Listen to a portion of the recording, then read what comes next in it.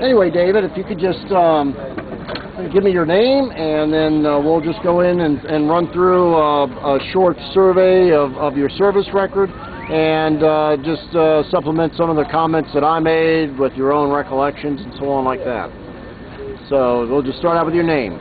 I am David N. Wagner, former railway postal clerk, and I listened to Dr. Frank Shear, and his description of the car and the people who worked in it and the job we did was 100%.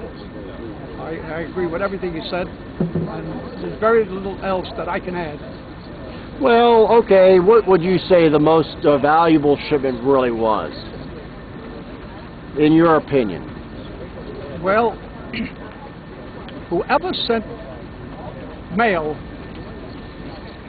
considers that the most valuable thing in the world, be it a letter, a parcel, or whatever. Right. However, if we talk of things which have an intrinsic value, then I guess the diamonds that the diamond merchants in New York used to send by registered mail would be the most valuable. However, we also transported live animals, day-old chickens, day-old turkeys, day-old turtles, and in one case, up in Idaho, a young girl was sent to see her grandma in Lewiston, Idaho, but the fare costed quite a bit, so the parents decided to send her by parcel post, and the postmaster brought her down to the RPO and put her aboard the RPO as a piece of parcel post. I guess that's the most valuable piece that we ever took. Good point. That's a very, very good point. So anyway, tell me if you could just sort of summarize the routes that you worked on and about when you worked on them, that'd be great. Summarize the what? The routes that you worked on. Let's wait till this train pulls away. Well, it's going away. They run a little train here from one side of the rail yard to the other, and now it's fading off into the distance. No, I just wanted you to summarize what routes you worked on, and also when you went into the terminal and so on. All right. When I started in the Railway Mail Service, I had to take the position at the Buffalo, New York terminal. And from there, I went back to the West Side terminal, which is located in New York City. Then I started my road work. I started with the run from New York to Washington, and I came back in again, and I worked in the transfer office at Grand Central Station. From there, I went out to the Boston of New York, commonly called the Shoreline, where I spent 11 and a half years. From the Shoreline, I went to the New York and Pitts. That's New York to Pittsburgh. Oh, let me backtrack. When I was working on the Shoreline, I also had to take runs that began in New York and terminated in Portland, Maine. Then I went to New York and Pittsburgh. That's quite a run.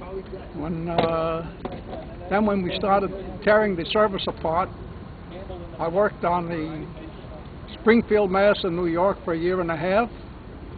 And then after that, I went to the New York and Chicago East Division, where I put in about 5 or 6 months.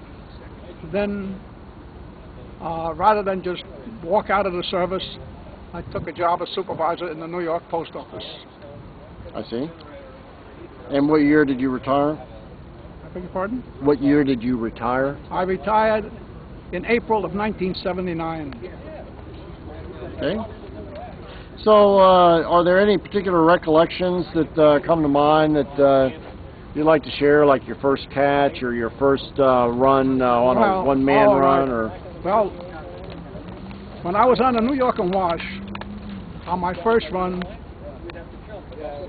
the fellow who was making the catches and throws decided to show me how to do it. And he threw a pouch off at a stop at an office in Maryland, which had built a wooden platform with a backstop wall. and so that the pouch wouldn't go flying off into the grass. Well, unfortunately, when that pouch hit that wood, it split open and it looked like a snowfall. Oh, Letters really? were coming down from everywhere.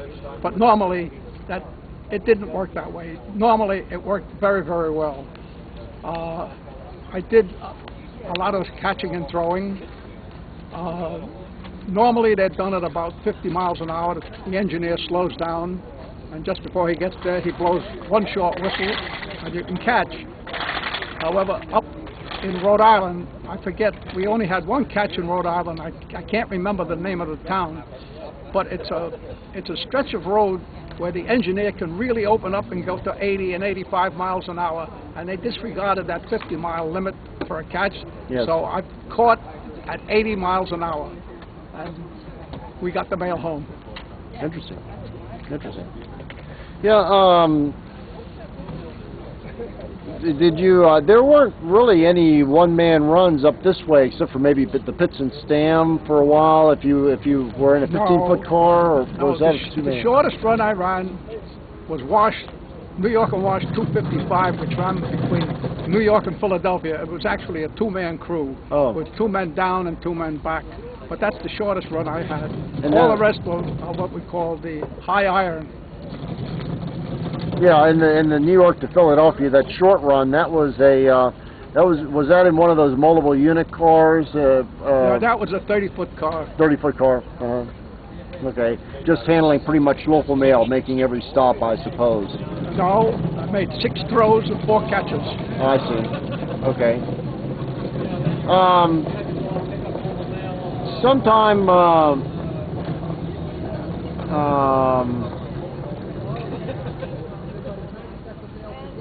So, and also too, one of the things I'm not sure that I've ever asked you about, where did you grow up? Where were you born, and how did you become interested in the railway mail service initially to take the exam?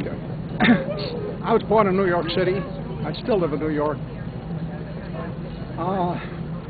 When I came out of the Army, before I went into the Army, I worked for the United States Navy at the Brooklyn Navy Yard. And when I came back home, I resumed my job at the Brooklyn Navy Yard. And I was teamed up once with a fellow to do what we call twin arc welding. And in the course of our work, he said to me, you know, there's a job opening up in the railway mail service, and since you have a disability, you get a preference. Why don't you go down and take the exam? And I says, oh sure, I'll go down and take the exam. Well, several days later he said, did you go down? No, I didn't go down yet. And he kept hounding me and hounding me. So finally I said, you know what? I'm going to go down and put in for the test. I went down and registered for the exam. And I came back, I said, I hope you're satisfied now because I just registered for the exam. And then I was called to take the exam. And after I took the exam, it didn't take very long because the list was in existence since 1936. Yeah. But we were, by President Truman had signed a, whatever it is that they have to sign. And we were placed in our numerical position on the list according to the mark we received on the test. And since I had received an additional 10 points preference for being a disabled veteran, I was called immediately. I see. And when I got the appointment, I had had it wasn't an accident, but there was an incident at the Navy Yard, which was a little scary, and I says, you know what, maybe I'll get out of the Navy Yard and start traveling the country. And I took the job, and I worked at it from November 12th, 1947 till April 20th of 1979. I see. And, you know, one of the things out of New York City, there was also the option to go west on, like, the New York Scranton Buffalo, the New York Geneva and Buffalo, some of those routes. How did it turn out that you just happened to end up getting assignments onto the shoreline? Or well, no. You have to bid. We had to bid for what we wanted. I see. And I put in a bid for the Boston to New York, and when I got it, I liked working on the Boston to New York. I didn't consider anything else for over